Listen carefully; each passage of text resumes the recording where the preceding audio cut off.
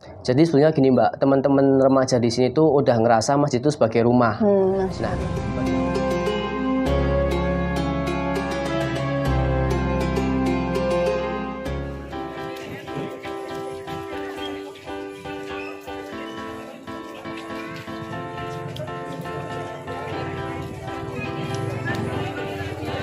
Assalamualaikum warahmatullahi wabarakatuh teman-teman semuanya. Balik lagi sama aku Fahmida di PKS TV Yogyakarta. Nah, kemarin habis kita mengunjungi ya Masjid Patonegoro. Saat ini sesuai dengan request dari teman-teman semua, kita sedang ada di Masjid Jogokarian, di mana menjadi salah satu masjid ikonik yang ada di Yogyakarta. Dan teman-teman, selain masjid ikonik, Masjid Jogokarian ini juga punya nama yang unik loh.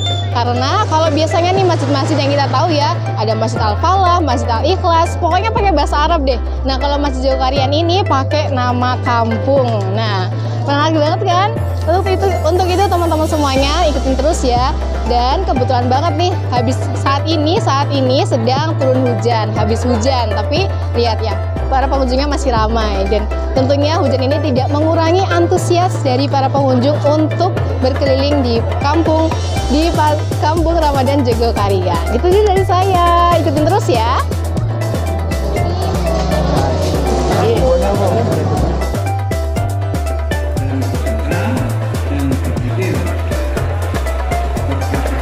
Nah teman-teman semua, di belakang aku nih sedang ada persiapan menjelang berbuka puasa, dan ini juga disiapkan oleh para ibu-ibu kampung dan juga warga sekitar. Dan kurang lebih setiap hari mereka menyediakan, Masjid Jogokarian ini menyiapkan kurang lebih 3.000 porsi untuk para pengunjung kampung Ramadan Jogokarian. Teman-teman, kalau misalnya penasaran boleh untuk datang ke sini. Kita terus ikutin keseruannya ya.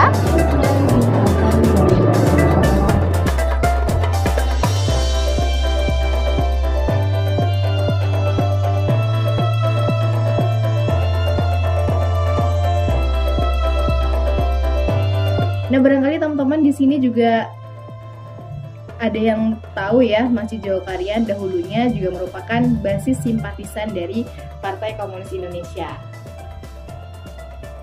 Nah, kampung ini awalnya adalah tanah palungguh atau perumahan dinas bagi abdi dalam prajurit Jogokaryo. Kawasan tersebut dibuka pada masa Sri Sultan Hamengkubuwono keempat sekitar tahun 1822 atau 3 tahun sebelum terjadinya Perang Diponegoro. Nah, kemudian selesai Perang Diponegoro, kemudian ada penyusup pasukan setelah masa kepemimpinan Sri Sultan Hamengkubuwono ke-8. Dan pada saat itu, prajurit Keraton Yogyakarta tidak lagi prajurit reguler, hanya prajurit upacara. Nah, kemudian teman-teman, prajurit Jogokaryo juga berstatus abdi dalam, tidak memiliki pekerjaan dan penghasilan. Kemudian tanah yang ada di sini diberikan sebagai tanah hak milik satu persatu, mulai dari sawah sampai rumah dijual. Meskipun mempunyai gelar, tapi hidupnya miskin dibanding pendatang yang jadi pengusaha. Kemudian timbullah kecemburuan sosial di situasi yang dimanfaatkan oleh sekelompok orang menggalang massa. Oleh karena itu teman-teman, masyarakat di sini pada tahun 1955 sampai 1956 lebih condong ke PKI. Kemudian di tahun 1966 selesai penumpasan G30 SPKI, warga muslim di sini secara politis memberanikan diri merintis pembangunan Masjid Jogokarian. Dan tanggal 22 September 1966 ialah menjadi peletakan batu pertama Masjid Jogokarian dan diresmikan pada tahun 20 Agustus 1967.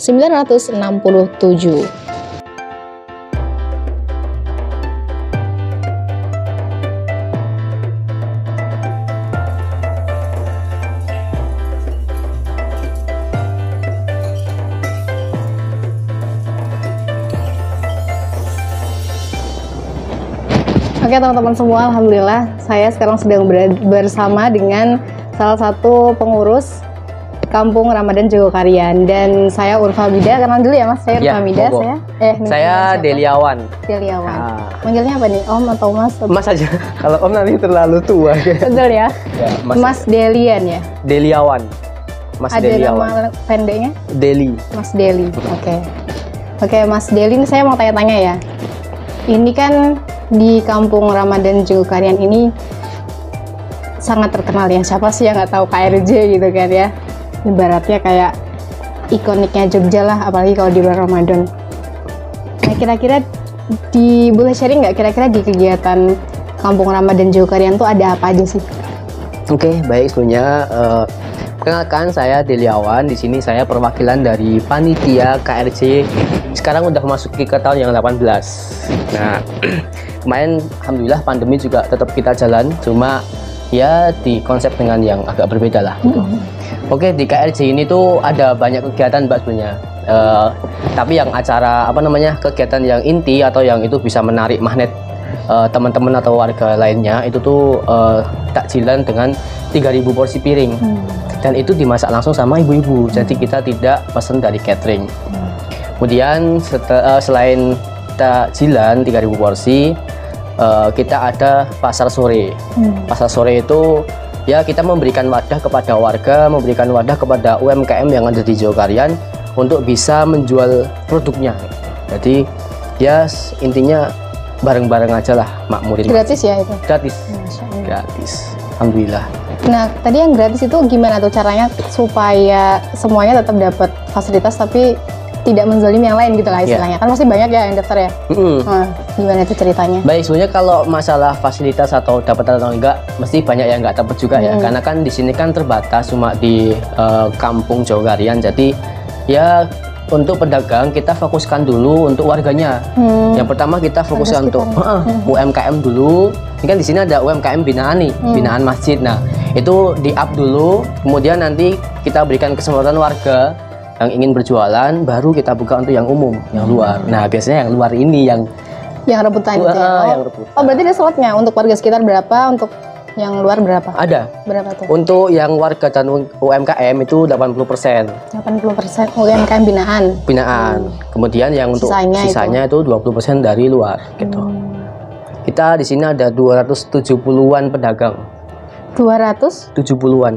Lebih dari 270. Itu nggak minta bagi hasil ya? Enggak. Buat mereka semua? Iya. Cuma kita ya ada yang muter infak. Jadi gimana monggo kalau mau infak, ya cuma infak aja. Maksudnya sekalian ada yang yang bawa gitu. Gitu. Nanti seikhlasnya. Itu sebenarnya itu juga buat mantau sih.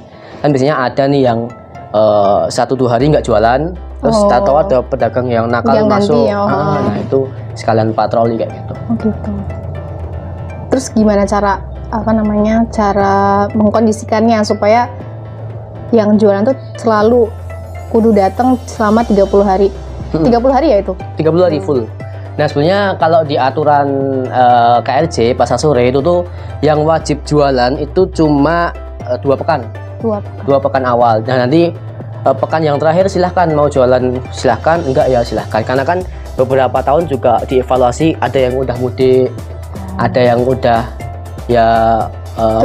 udah menurun juga. Makanya fokus itikaf juga mungkin ya. Jadi kalau ada yang tetap mau jualan ya itu di minggu-minggu terakhir gitu. Itikaf itu juga. Berarti di minggu terakhir itu misalnya ada pedagang yang ganti itu nggak apa-apa? Tidak apa-apa, monggo aja. Kalau ada, kan ada slot kosong nih, dipakai aja. Langsung gitu nggak? Bisa konfirmasi dulu. Ya. Gitu nanti kan takutnya itu kan kepanitiaan ya, takutnya kalau ada kehilangan dan sebagainya nanti di luar tanggung jawab kalau nggak ada koordinasi. Oke, menarik, Masya Allah ya. Kalau boleh tahu awal mulanya itu tahun berapa? Kalau awal mula itu ya 18 tahun yang lalu. Gimana tuh? Tapi awalnya tuh ya kita cuma takjil aja sih. Takjil aja, pakai piring. Dulu tuh masih 600-700 porsi aja. Lama-lama kok ini kayaknya ada pedagang menarik nih. Bisa buat magnet narik pengunjung nih. Akhirnya ya dari 18 tahun yang lalu kita inovasi gitu ya. Kita inovasi terus. Jadi sebenarnya nggak langsung kayak gini, tapi dikit-dikit aja. Dulu cuma dari di masjid di masjid aja, komplek masjid, terus di depan masjid, terus ke kanan kirinya lama-lama makin banyak gitu. Berarti dari dulu emang udah menyediakan porsi untuk berbuka puasa, tapi belum sebanyak ini. Iya, belum sebanyak ini gitu. Kalau misalnya ini Mas Delia udah ikut dari awal? Saya udah di sini sejak 18 tahun tadi. Ya sebenarnya kalau ikut 18 tahun yang lalu sih enggak, karena kan dulu saya juga masih kecil kan. Nah, jadi ya iya. cuma taunya wah ini rame-rame apa jajan. Kan masih kecil kan taunya cuma jajan. Iya betul jajan ya. Mm. Berarti dulu juga belum ada yang jualan. Belum. Masih dikit dulu. Kalau misalnya Mas Dilia ini gabung di pengurusan Jogokarian sejak kapan? Saya tuh udah dari TK, Mbak. Nggak berarti ikut yang 18 tahun tadi dong? Iya ikut, tapi kan nggak ikut dalam nganunya. Iya, tapi tahu kalau ada. Ya tahu. Makanya tadi jajan tadi. Oh gitu. Apa yang bikin Mas Dilia tertarik ikut kayak gini? Maksudnya? Selain dari Mas Dilia kan aslinya dari sini. Iya. Yang bikin menarik, yang bikin Mas Dilia mau ikut terlibat dalam kepengurusan Masjid Jogokarian ini. Jadi sebenarnya gini Mbak, teman-teman remaja di sini tuh udah ngerasa masjid itu sebagai rumah. Masya Nah, Allah. bagaimana caranya memunculkan rasa masjid ini sebagai rumah untuk anak-anak muda? Ya emang dari anak-anak itu udah diberikan wadah. Di sini itu ada namanya Dari rantai anak kecil itu kaderisasi ya, rantai kaderisasi. Makanya Apa, dari sorry? rantai kaderisasi. Kaderisasi. Jadi dari mulai anak-anak yang kecil sampai orang-orang dewasa tuh ada kaderisasinya, ada wadahnya, ada organisasinya. Gimana tuh ceritain dong rantai kaderisasi? Jadi yang anak-anak nih ya, anak-anak usia TK dan sebagainya itu namanya Hamas, Himpunan Anak-anak Masjid. Hamas Jogokarian, Himpunan Anak-anak Masjid itu Jogokarian. umur berapa? Itu dari pra-TK sampai kelas 2 SMA. Nah, tapi yang 2 SMP sampai 2 SMA itu masuk ke pengurus Hamas, jadi ngurusin anak-anak. Itu berarti TPA gitu? Kayak TPA. Tapi di situ nggak cuma TPA atau ada kegiatan yang lain. Ada outbound, ada nanti belajar bareng, ngerjain PR bareng dan sebagainya. Banyak lah. Kalau Ramadan nggak ada? Kalau Ramadan kita off. Libur. Karena apa off? Karena kita fokus untuk acara sore di sini. Tapi kalau untuk taraweh anak-anak itu selama Ramadan dipisah, nggak di masjid. Gimana tuh? Itu di rumah-rumah warga. Biar yang tua, yang berumur di sini fokus, dan yang anak-anak bisa dikoordinir sama teman-temannya yang enggak terlalu tua. Yang jadi muda-muda. Jadi ada kesinambungan lah. Kalau anak-anak diingetin sama yang tua kan kadang-kadang nggak mau lagi dong. Apalagi ngingetinnya teriak-teriak. Nah, iya dimarahin lah. Betul. Kena mental. Langsung nggak mau ke masjid lagi. Iya, kadang juga gitu. Terus tadi apa selain Hamas? Ada setelah Hamas, pengurus Hamas naik lagi namanya RMJ, Remaja Masjid Jogokarian. Itu kayak Mas Dilia. Ini saya maksudnya remaja. Nah, remaja ini nanti yang ngurusin KRJ, yang ngurusin ya sebenarnya banyak motor di masjid ini yang harus dikendalikan sama remaja. Misal kayak media, ya banyak lah. Berarti sebelum masuk ke kayak Mas Dilia itu harus dari HMS tadi itu. Hamas dulu baru. Pengurus Hamas. Itu memang ada levelnya ya? Maksudnya harus ada standar kelulusannya atau gimana? Sebenarnya itu bukan keharusan ya, tapi itu tuh sebagai rantai tadi. Kan kita kalau naik tangga kan iya satu-satu. betul, dikader dulu, disiapkan dulu dari awal dulu. gitu ya. Jadi biar dia nggak kaget. Dan juga nggak, ini juga ya, biasanya kan kalau ikut remaja itu apa namanya, suka hilang aja gitu loh. Suka hilang, datang hilang. Nah, makanya gimana cara menumbuhkan rasa memiliki masjid dan masjid sebagai rumah ya diberikan wadah waktu kecil. Masya Allah. Kan kita kalau di rumah sama keluarga kan dari kecil nih, dari habis lahir ya kayak gitu konsepnya. Betul.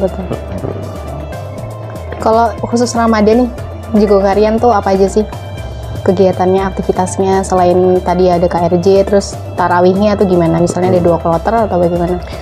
Di sini maghribnya ya, maghribnya ada sampai 5-4 kloter, pas sampai 5 kloter karena emang banyak banget.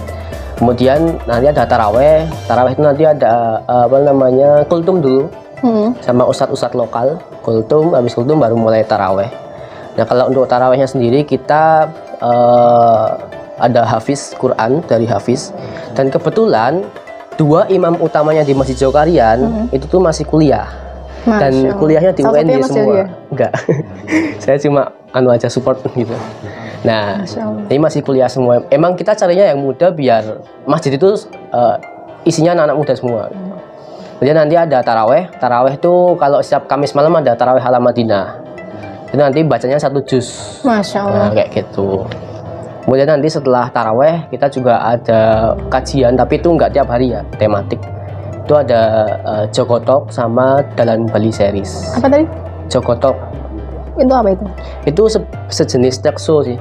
Talk show. Talk show aja. Nanti ngobrol-ngobrol seputar anak muda. Gitu. Kalau yang tadi yang khusus Imam Madinah itu yang sudah senior gimana?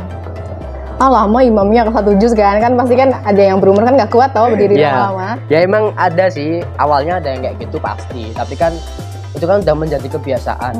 Di Jawa ini udah jadi kebiasaan, makanya ya mereka malah seneng. So, kayak gitu ya. It's okay. Apalagi kan kalau masih muda kan bacaannya bagus-bagus. Betul. Nah itu yang bikin Dan mereka juga ritmenya nggak lama ya kan, biasanya kan ada yang ritmenya lama. lama Tapi terus kalau bikin ngantuk. betul. Kalau muda kan walaupun bacaannya panjang tapi ritmenya cepet, bacaannya bagus. Gitu. jadi tetap yang senior mungkin yang kita katakan yang berumur lah ya, tetap hadir di tetap situ. hadir. Berapa rakaat? 11. Ada yang 23 nggak tuh? Belum. Belum. Saya jujur kurang tahu. Kalau Tapi dulu saya belum pernah ngalamin. Berarti masih lihat tarawih sini terus? Iya. Masya Allah, mendampingi terus ya. Kalau untuk pendanaan kegiatannya dari mana? pendanaan kegiatan kita ada infak dari infak jelas, utama dari infak, kemudian dari Infak tuh diputar dari donatur. kemana aja? Kapan aja diputarnya? Oh gitu. Kita tuh ada banyak kota infak sebenarnya. Infak bencana, infak beras, infak takjilan, Infak duit. infak parkir, Oh iya betul. gitu. Jadi itu disesuaikan sama kebutuhan. Di sini kalau untuk takjil kita pakainya infak takjil, jadi nanti hasil infaknya itu digunakan untuk takjil. Nanti di lain infak itu kita juga fundraising dari media sosial. Kita kampanye untuk Udah centang biru belum? nggak Udah tahu ya? kok centangnya Kayaknya enggak. udah centang biru ya Instagramnya? Oh belum ya? Kayaknya udah ratusan deh. Nah, segera aja ya centang biru, Masya Allah. Ya centang atau nggak centang yang penting manfaatnya apa. Ini panutan anak muda ini Masya Allah ya. Lahir dari Jawa Kari kan? Gitu juga ya. Masya Allah. Dari dulu saya tuh cuma pengen ikut temen main bola, tapi biasanya mainnya di depan masjid, ya udah itu. Nah gitu. Cara-cara mengajak orang ke masjid itu jangan saklek, ayo ke masjid sholat, jangan. Ayo main ke masjid ya, main aja. Ayo main PS di masjid. Ada PS di sini asli. PS juga ada. Ada PS di sini. Masya Allah. Kalau menu spesialnya apa? Menu spesial sebenarnya semua spesial ya, karena di sini kan menunya ganti-ganti.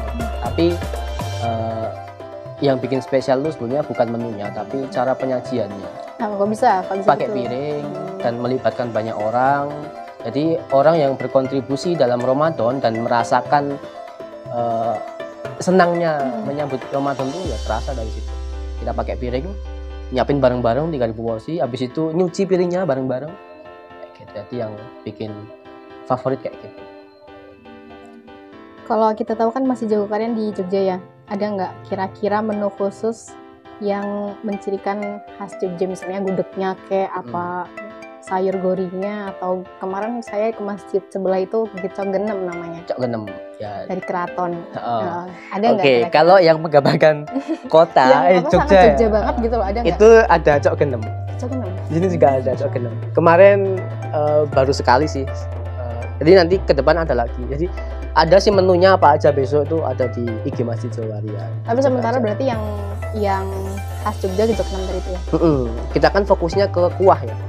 Jadi kita tuh menunya kuah semua. Karena kan berbuka kan. Jadi biar nggak seret. Memang sengaja dikuahin ya, Iya, sengaja biar dikuahin. basah gitu Nah, ya. biar basah. Betul. Kalau misalnya subsidi sahur gimana? Subsidi. Sahur juga menyediakan ya? Sahur tuh kita nggak setiap hari, tapi tematik. Jadi ya apa ya namanya ya? Nggak setiap hari lah intinya, tapi ada. Kayak kemarin waktu siapa tuh Ridwan Kamil datang itu juga kita sediakan sahur buat jamaah juga. Jadi nggak setiap hari Misalnya kita. ada tamu gitu, ada tamu ada penting baru tamu. disediakan gitu. Ada tamu penting atau ada tamu yang sekalian mengisi waktu sahur, nah itu sekalian bikin Berapa acara. itu porsinya?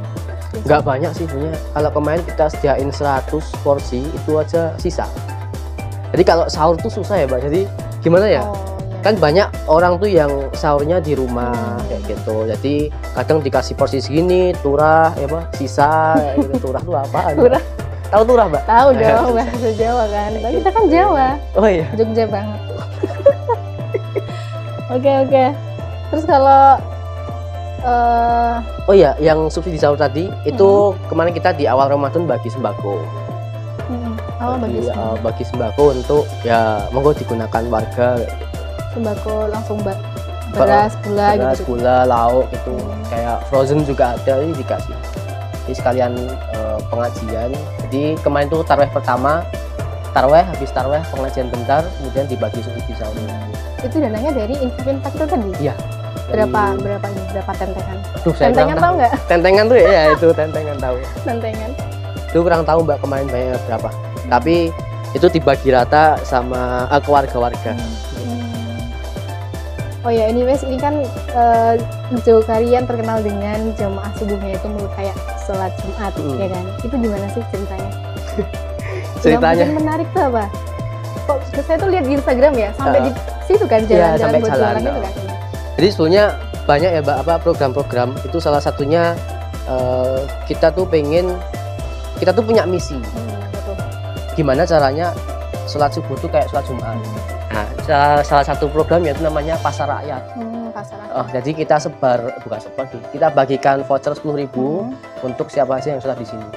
Nah, voucher itu bisa ditukar di yang jualan di pasar itu. Nah, itu salah satu daya tariknya. Itu kalau dilakukan terus-menerus kan orang jadi terbangun, aku kudu bangun pagi nih biar dapat voucher gitu. Yang awalnya terbangun buat cari voucher, lama-lama kan bosen nih sama vouchernya. Nah, terus dia udah rasanya nyaman juga ya sholat subuh gitu. Betul, jadi ya jangan saklek lah gitu ya. Ayo sholat subuh lah, tahu subuhan ya, itu kita bakal nggak mau kalau gitu. Itu dari mana jualannya? Sayur, yang jualan sayur apa segala macam? Nah, itu dari UMKM. Di UMKM jualnya di situ. Berarti lengkap ya? Lengkap semua. Biasanya sih kalau dari itu, apa? Sayur apa? Biasanya mentah ya lauk biasanya? Mentah atau matang? Mentah ada, matang ada, jajanan untuk anak-anak juga ada kan. Jajanan banyak pasar pasarnya. gitu. Jajanan pasar. Kan itu di luar puasa kan? Iya betul. Oh, kalau sekarang off ya? Off, karena ada pasar sore. Berarti fokusnya di pasar sore itu aja. Kalau pasar itu cuma sekitar 60-an, 70-an pedagang. Sekarang ada 270-an. Kalau tentang yang ini subsidi Johokarian itu kan terkenal dengan saldo nol ya. Itu gimana tuh ceritanya? Jadi saldo nol itu kita mencoba untuk mengenolkan saldo. Ya, sekali dapat langsung dikeluarin. Kalau bisa dapat berapa langsung dipakai. Jadi kan gini konsepnya tuh, orang berinfak itu kan pengen dananya dia tuh segera disalurkan ke orang yang membutuhkan. Gitu ya. Jangan malah dikasih ke kas masjid. Jadi kalau bisa segera dipakai. Nanti kalau dia terpakai kemudian tahu pakainya untuk ini, nah dia bakal infak lagi. Jadi jelas keluarnya kemana. Nah, kayak gitu yang kita usahakan. Memang kita tuh fokusnya ke saldo nol, tapi dalam prakteknya kita susah untuk mengenalkan saldo kayak gitu. Kok bisa? Kenapa? Ya karena donatur yang masuk juga alhamdulillah banyak. Kalau sekarang udah berapa saldo? Saya kurang tahu. Pegang ya. Iya, tapi biasanya kan ada ya di masjid kayak saldo masjid berapa, biasanya kan dibunyikan di dinding gitu, biasanya tertulis. Di nganu biasanya di Jumatan. Oh, di Jumatan. Tapi kalau kemarin saya kurang tahu karena kemarin juga Jumatanku di luar kan. Jadi nggak tahu jumlah saldonya berapa. Oh, setiap Jumat diumumin. Kemudian kalau untuk pelaporan dana terpakai itu biasanya kan cuma pakai ya ini untuk ini. Kalau kita dibikin kayak majalah. Namanya Buletin Idul Fitri. Sebulan sekali? Enggak, 1 tahun sekali. Pas Idul Fitri aja berarti. Di situ ada artikel, ada galeri foto, ada dokumentasi dan sebagainya. Itu digarap sama teman-teman remaja dan itu diterbitkan pas 1 Syawal.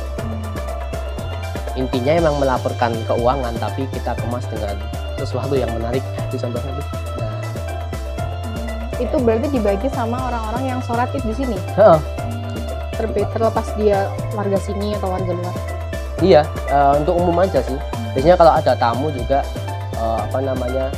dikasih tulisnya, biar tahu lah, biar bisa dicontoh sama yang lain.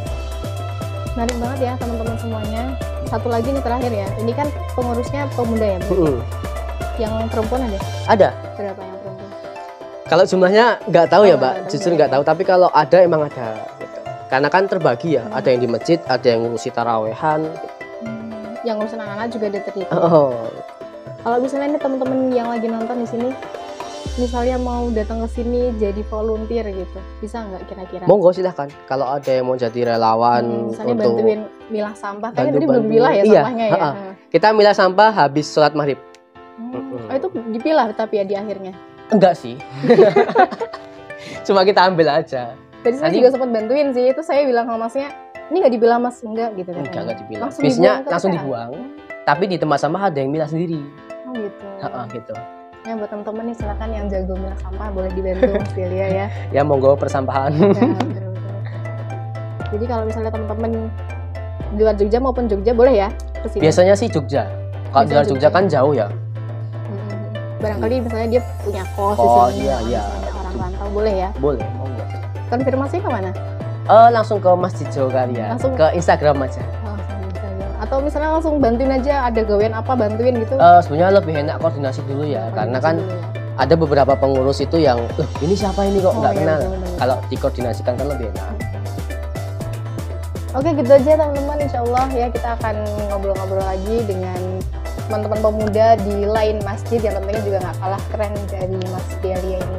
Terima kasih Mas Delia. Ya sama-sama Semoga Mbak. nanti terus sukses Mas Jogokarya. Ya amin. Dan terus bisa melahirkan pemuda-pemuda yang bisa memakmurkan masjid lain-lain. Terima kasih teman-teman semuanya. Assalamualaikum warahmatullahi wabarakatuh. Waalaikumsalam.